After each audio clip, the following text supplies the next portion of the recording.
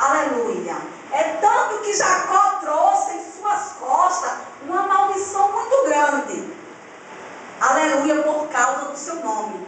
O seu nome significava enganador. Então, esta noite, eu não sei como é que está a sua vida. Eu não sei como está a sua família. Mas Deus, Ele vai repreender o espírito enganador que está no meu, na tua família. Alavassou da Ramanaya. Eu não sei como você chegou aqui hoje, mas você vai escutar o que Deus tem para falar para você. Glória a Deus. E dando seguimento a esta palavra, diz que Jacó cresceu ali junto com seu irmão Esaú.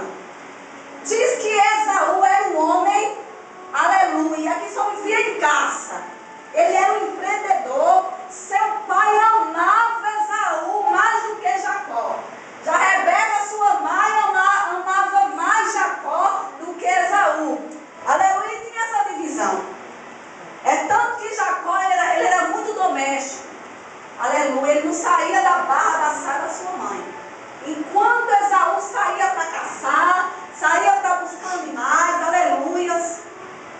Glória a Deus. Então essas eram as duas diferenças. Mas Jacó, ele sempre teve, aleluia, o seu jeito de enganador. Ele sempre tirava proveito das coisas em todas as situações. Vocês podem observar, como já lemos aqui na palavra do Senhor, diz que quando ele nasceu, ele já pegou no calcanhar do irmão, aleluia, eu vou sair também, aleluia. Glória a Deus.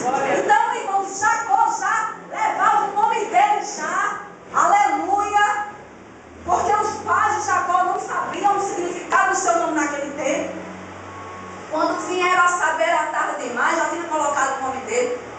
Mas o que eu acho lindo, o que eu acho, aleluia, boa dessa história, é que Deus muda o nome de Jacó.